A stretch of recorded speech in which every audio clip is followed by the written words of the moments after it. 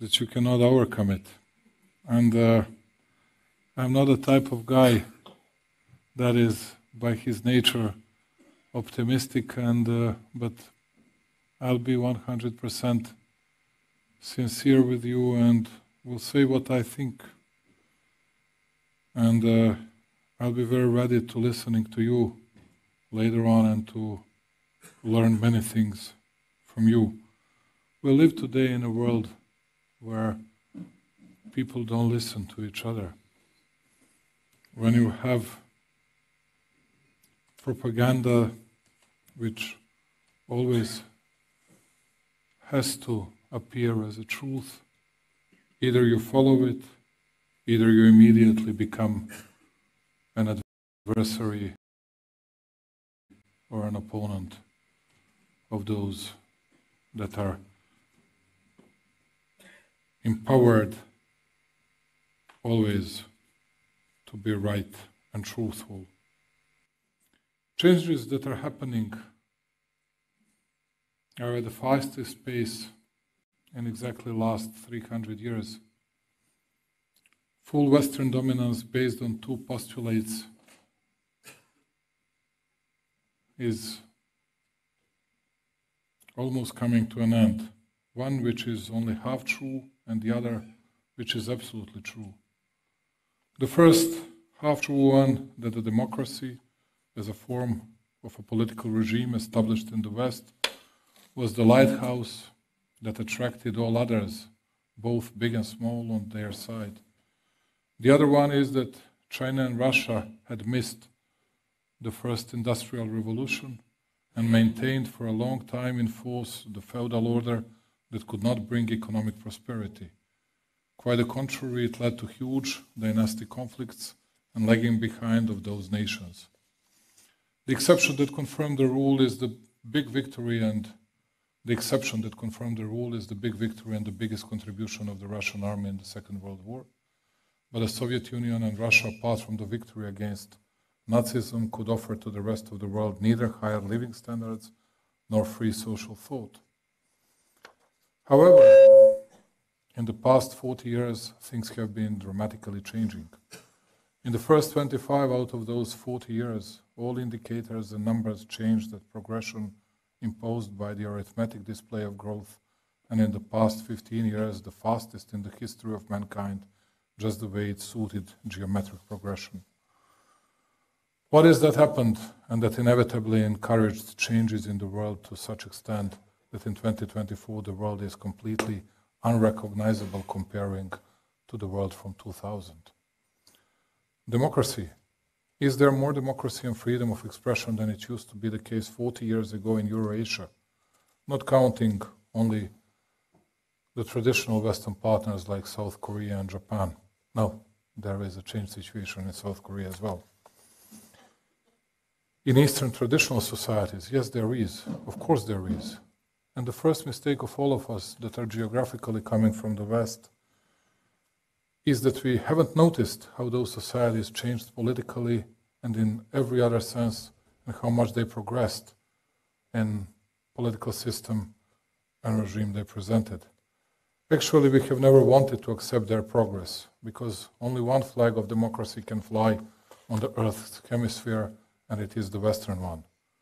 Non-recognition of their progress in democracy would be the first mistake of our Western world.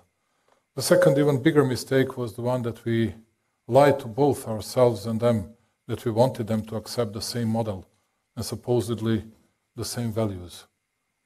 And you know, all of us that are on EU path, we always hear two words.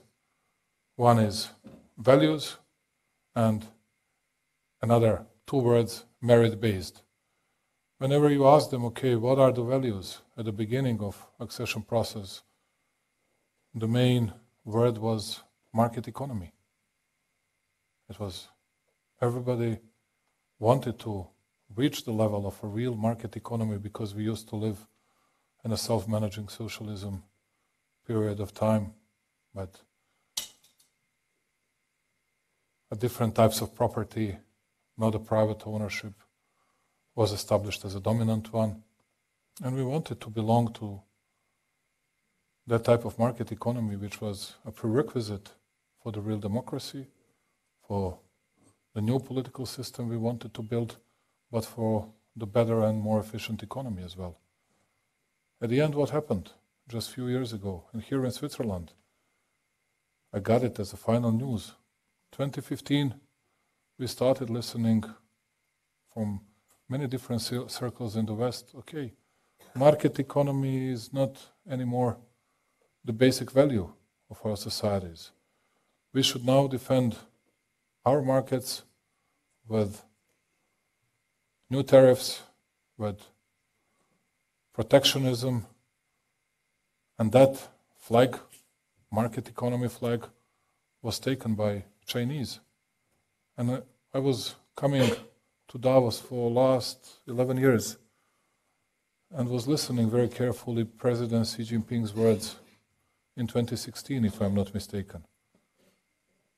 And he exactly took a flag of market economy from the Americans and from all of us from Europe, saying, okay, we are embracing globalization and market economy. And everything went and turned upside down.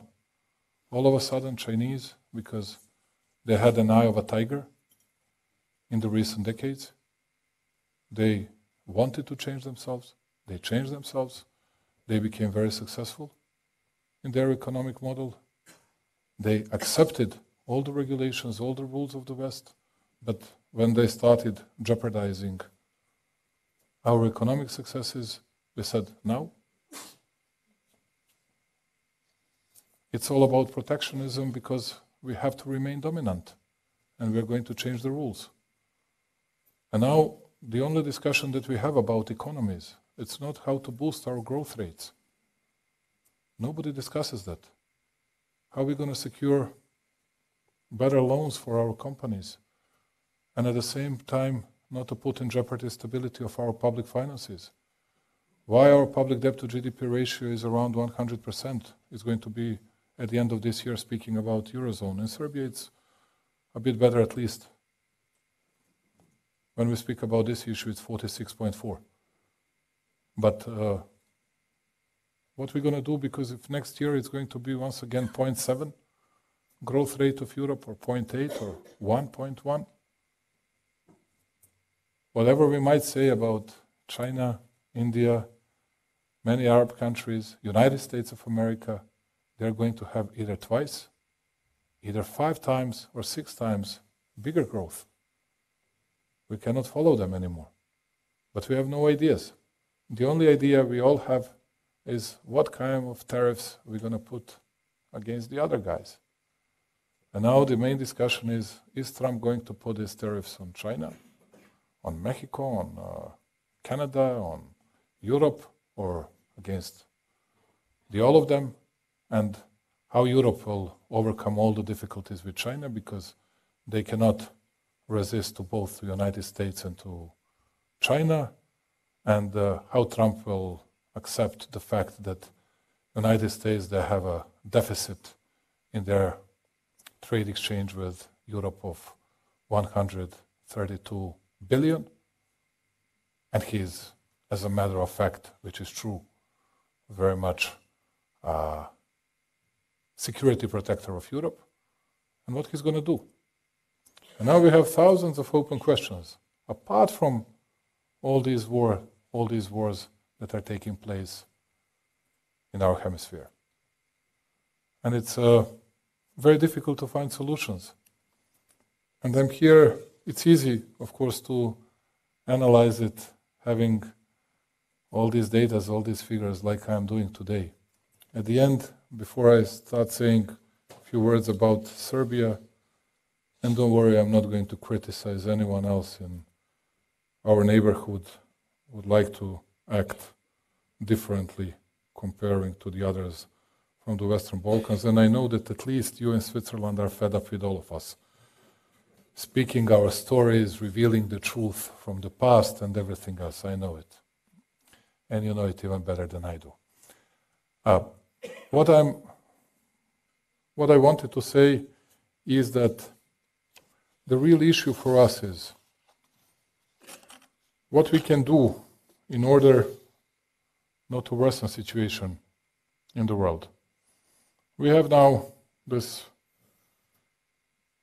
big conflict, which seems to be a conflict between Russia and Ukraine, which is actually Russia versus West, which is, as a matter of fact, Russia plus its allies, including China, versus West. It's what I heard from Angela Merkel and Li Keqiang in Munich, 2017, if I'm not mistaken, security conference. Li Keqiang was referring to the audience and saying, Prime Minister of China of that time, and he said to everybody, and you saw that he was very sincere, very honest, he thought what he was saying. Well, you see, China was a leading country of the world since 300 years ago. And we Chinese, we missed that first industrial revolution. What we need now is just to get at place number one in the world where we used to belong. And nothing more than that. We are not going to do anything against anyone in the world. We don't want you to follow us, to succeed us on that road. What we need is just to occupy that place, which is a natural position of China. And then I did not expect, but Angela took floor and she said, of course in a decent and polite way, was saying, why do you think that we would like to see you again and that pedestal as a number one country in the world? And then she got a big applause. And then she was saying, well, you cannot buy our company, is it Kuka, whatever, big robots for Volkswagen they were making and all the other automotive companies. You cannot buy it for peanuts, that and that. Well, they didn't buy it for peanuts for 5 billion, but they bought it for 10 billion just a few weeks after. And then what else we could have offered apart from protectionist measures? In the meantime, I believe that the situation in Ukraine is getting even more out of control. It's not even a big news today. Today the main news in the world is whether President Yoon made a terrible mistake or he did not, or what will happen in South Korea in 2 days, and that's it, because everybody is exhausted with Russian-Ukrainian clash. Nobody wants to hear anything, but everybody wants to win the war. And whoever I asked so far, people from the West, they were saying to me, Alexander, you need to understand that we must not lose this war. It's very clear. When I asked some of my Russian friends, they said to me, you, Alexander, no, we must not lose this war. Good.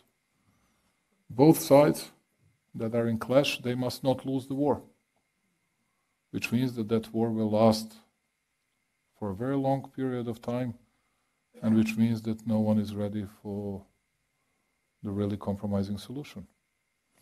And now there are thousands of stories what will happen. I'll do something what all the others do. You know, we in Serbia are accustomed and we are in the habit of knowing everything better than the others. Doesn't matter if we don't know anything, but we know everything better than the others. There are in Serbia 7 million presidents, 7 million football coaches. I don't believe that in Switzerland is the same, but that's how it goes in my country. And if you ask them what is going to happen, all of us, we have our own position on that. And me too. What I believe that might be very dangerous, there are two schools now. One that is winning within the NATO and United States of America is what they're going to do in the next 6 weeks.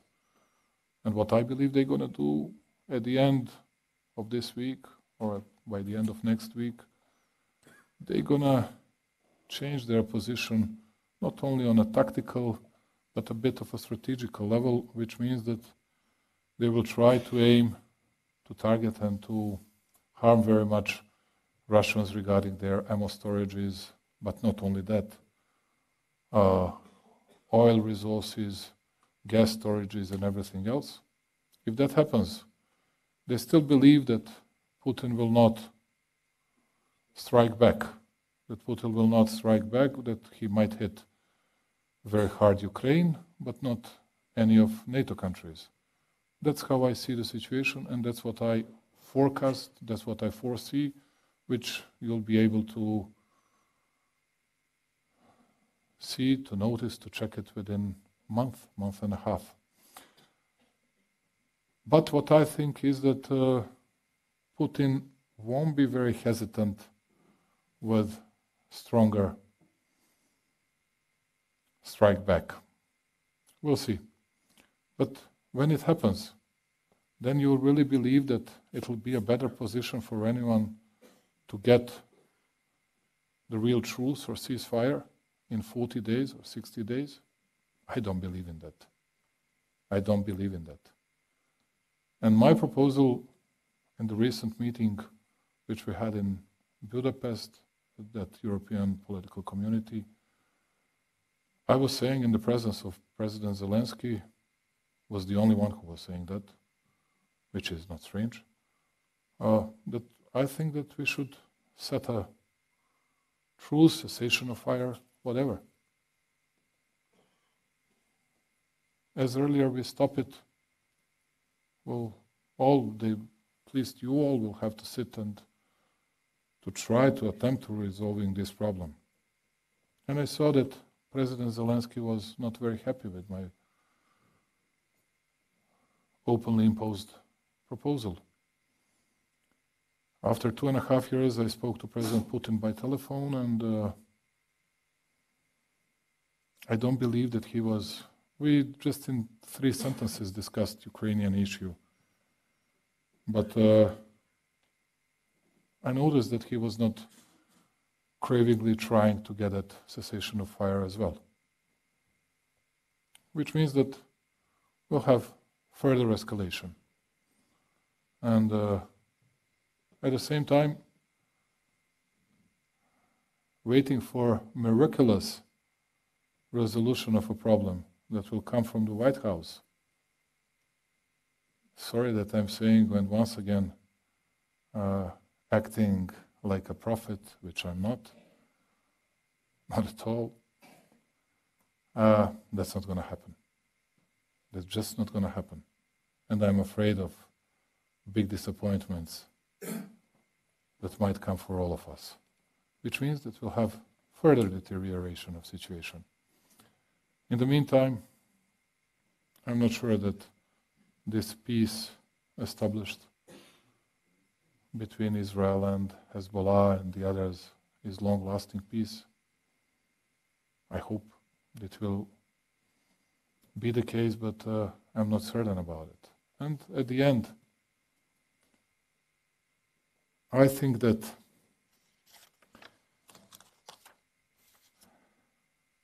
we in Europe, at least Americans, will try to do something. Russians will do their job, Ukrainians will do their job. But what Europe will do?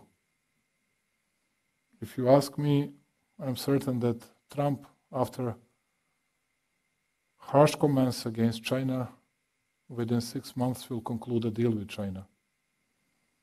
At the end, the only real territory that he will go in political way against is going to be part of European Union or European Union itself. That's also my personal opinion, nothing more than that.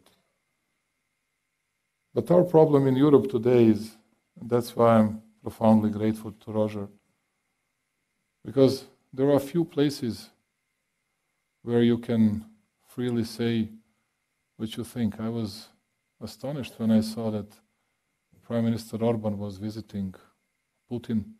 I was not able to do so, not because it would have been harmful to myself, but we would be under terrible pressure. We are not a member of EU, we are not a member of club, and I didn't want to expose my country to even bigger pressures.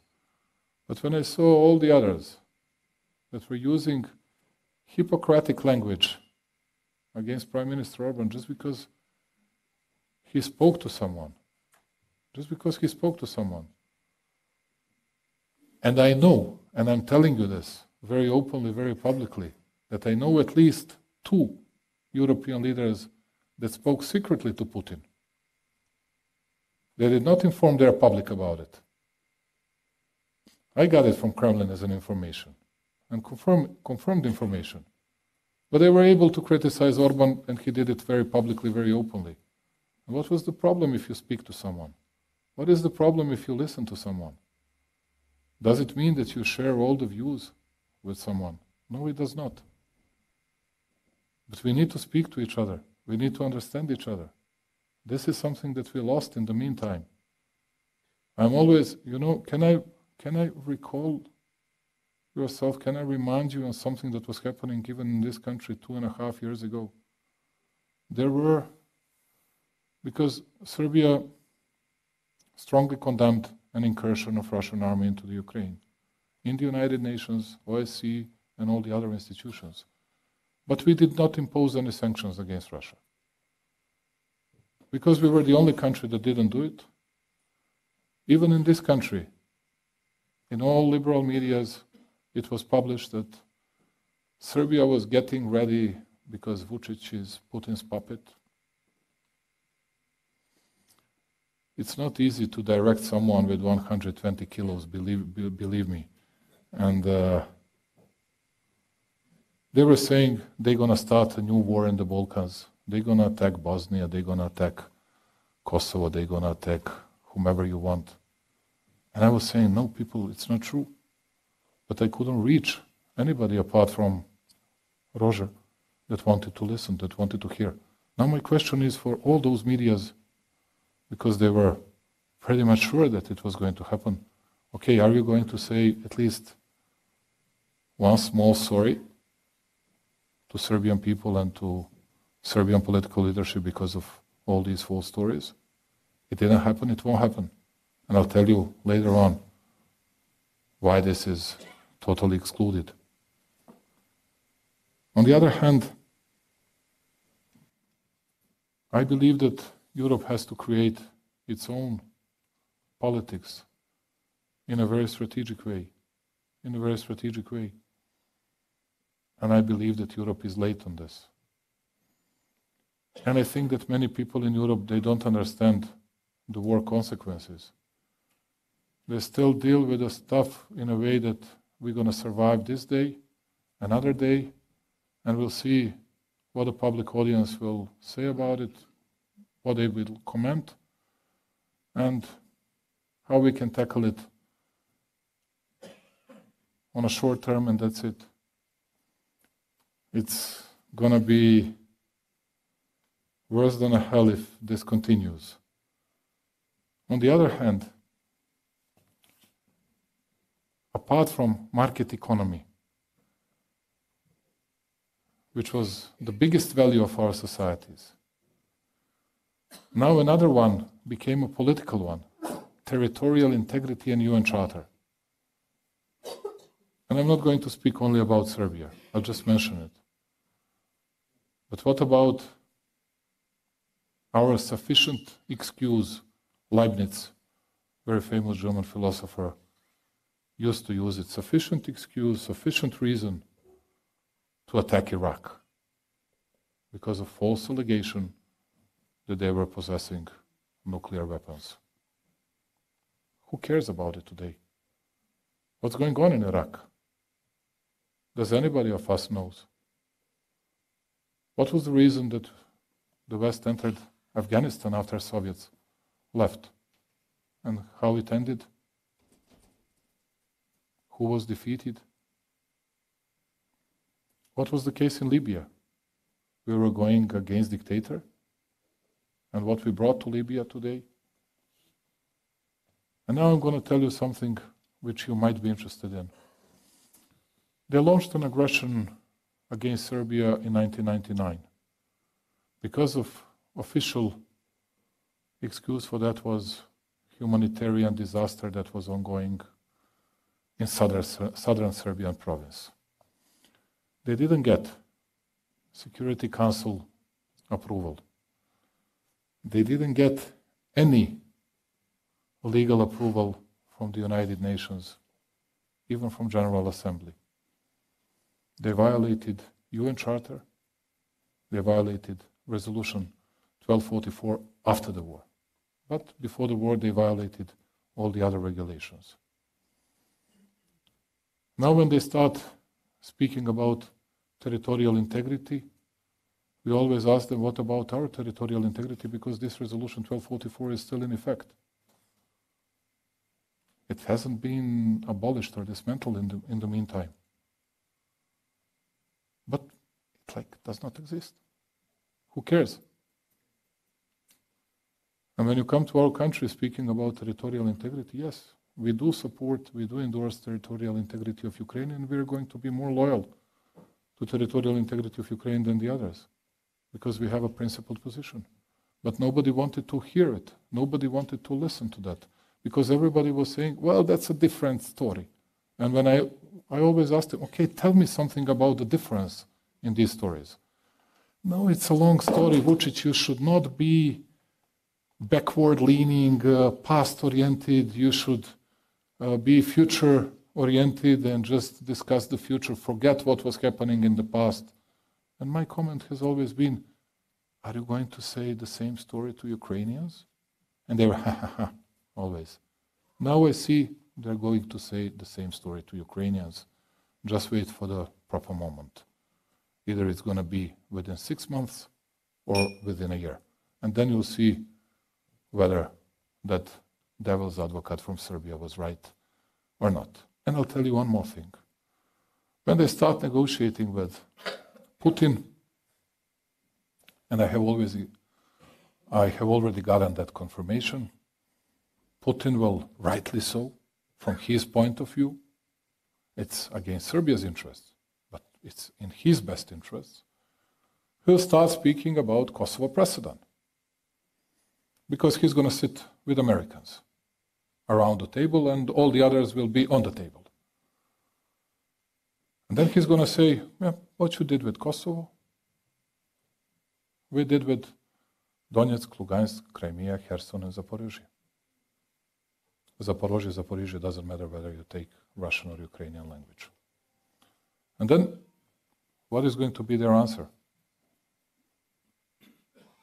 No real answers. Then they'll have to make another deal. But the only solution is, which I think this is the only thing that I'm offering today, is to set up the new rules and the new values that everybody will respect. Values cannot be changed in 2 days, or in 2 years, or in 10 years. Those values should remain constant. And at the same time, changing the rules, making it acceptable for everybody in the world, and not violating it in the future. And then, when you make this kind of foundation, then we can start resolving the problems from the past, knowing that nothing similar will happen in the future. This is the only solution. There are no other solutions. And when I was saying this to Scholz and Macron and to Ursula, they said to me, Putin will not say this. He'll not use that. After a month, got a call from Emmanuel, Alexander, how did you know it? Even Chancellor Scholz was saying this to me. Yeah, he mentioned it. Ursula was saying, yeah, he was speaking about it. Of course he was speaking about it. He's a smart politician. He uses what you give to him. And you gave him something. You gave him an ace which was hidden in his sleeve, and that's good for him. It doesn't mean that it's good for us. To the contrary. But it's good for him. What is going to be American response to that? I'm not sure. I hope that, on the other hand, we'll have less Hippocratic approach towards some other values. It's not a big secret that big Western powers were interfering into elections all over the world. And always saying, democracy is when we win. If we lose, then it's not that democratic as we thought, as we want it to be. When the others learned lesson, including Russians and the others, when they started interfering into their elections, that was like a complete havoc, something totally forbidden, and something very, very strange. And then, if that's the case, just act in the same way. And I put a lot of hopes into Elon Musk and Vivek Ramaswamy's work, as well as to Kennedy's work, and I hope that they will change something on that as well, because we need real principles and less hypocrisy. In the end, just a few words about Serbia's position. And as I said at the beginning, I'm not going to criticize anyone else in our surrounding. As you know, we are on our EU path. And today I had an important meeting with your business community. And you know, I was bragging ourselves a lot. And one smart guy at the end said to me, you know, it looks like a paradise when you depict it. It's not. It's not at all. We face thousands of problems. We are still a poor country. Our GDP in absolute numbers, with 6.7 million people living there, is 82 billion. But just 10 years ago, it was 32 billion, just to see what kind of a progress we made in the recent years. But it's still very small, as you know, and it shows how much we need to work in a more diligent way, which is going to be very difficult. People want, in all our countries, all over Europe, they want to live better every single year and to work less. And I take always my personal example. This year I was working a bit less than last year, but I'm getting a bigger salary. If I didn't get it, I would say something against the state. And I saw the Swiss people started laughing when I was saying that, but it's true. We are all spoiled and conceited. We all want just to get out of the blue something that we did not earn. If someone is preventing that, this is the culprit. And having in mind the level of digital laziness today, that we spend almost 3 hours doing nothing with our cell phones, just wasting time, I don't know what we're going to do. And I'm happy that we got Ursula Reynolds from Switzerland to introduce dual vocational system. But it's really tragic how difficult it is, because you need to impose it. People don't want to accept it. And not to mention the other very difficult stories. But yes, we made an economic progress. We were number 3 or number 4, speaking about level of development in the region of Western Balkans. Now we are by far number 1, ahead of everybody. The lowest public debt to GDP ratio, speaking about the countries that are members of Eurostat, and the country with the biggest average wages, and also the most developed. We mean Serbia means 50% of overall Western Balkans GDP, 55% of overall Western Balkans export, and 62% of overall Western Balkans FDI attraction. These are good things. Still, we'll have to do a lot regarding Rechtsstaat, rule of law, media freedom, many other stuff that is necessary to be delivered to our people. You know, you Swiss people, you had Landsgemeinde many centuries ago. And still, we are not that experienced, but we know that we should always respect the rule of audiatur et altera pars, and that's why I'm profoundly grateful to Roger. Just to conclude this, 2.5 years we were under big pressure to align ourselves with everybody.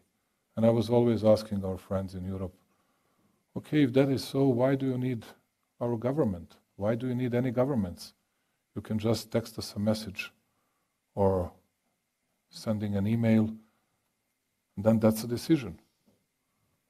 Because I still believe in a sovereign, independent countries that can bring decisions by themselves for the sake and for the benefit for their own people. And I think this is an irrefutably best stance and best position of one country. I am very much afraid that we'll have more and more difficult situation in Europe. Just for you to know, we have 85,000 people that are working in German companies. When they sneeze, when they cough, we got immediately pneumonia. And with their growth rate, it's going to be worse for us within 2 and 3 years. This year, we are number 2 country speaking about fastest growth rate in Europe. Next year, we might be even number 1 country with a level of growth rate, but it doesn't mean that it will remain so in 2 or 3 or 4 years. And this is why we are very much afraid. And I just believe that Europe should make some more strategic decisions than it used to be the case. And I believe that they will be able to do so. And I'm very happy that you were very kind and very patient, and that you listened to me. And I know that, unlike Roger, I'm not charming person at all. And I cannot laugh anybody, but at least thank you for giving me a chance to say what I think. And I'm happy that President Dodik is here because, you know, just for you to hear this word, if there are 6% of Albanians or 8% of Bosniaks in Montenegro, if they say we need to get Albanian or Bosnian language as an official language, legitimate demand, legitimate request, would have nothing against it. But if Serbs would say, and there are officially 32% of Serbs living in Montenegro, if they say we want to have, and Serbian language is spoken by 52% of people, we want to have Serbian language as an official language. Come on. Well, don't be backward leaning, you know, you should change your focus. And I listen to them. I'm not that stupid not to understand this attitude, but I listen to them and I focus myself on economy. To tell you the truth, it's the same case with Bosnia, you know. Whenever they say something against Republika Srpska, it's so easily accepted by everybody. When people from Republika Srpska say, well, this property issue, this assets issue is not resolved in a fair way, these guys are secessionists. Although all the others seceded from us. But doesn't matter. That happened in the past and we should be just future-oriented. And we are very much future-oriented because I'm very much focused on Expo. We are an organizers of Specialized Expo in 2027. We based everything on Expo and will fulfill all acquis, all criteria for the EU full-fledged membership status, and I don't believe that we are going to be a part of EU because they will not accept us till 2030 something. But it's our job to do it. It's our job to modernize our country. It's our job to democratize our country. But it's economy that is driving force for myself and for our country. And I hope that we'll get more Swiss people coming to Serbia, and many of Serbians that are living here in Switzerland bringing either their knowledge, either themselves back to Serbia. We would be profoundly grateful to them. And at the end, economy always wins, and I believe that you Swiss people know it better than the others in the world. Dear Roger, thank you very much for listening to me. I was really honored and privileged to have an opportunity to refer to you. Thank you.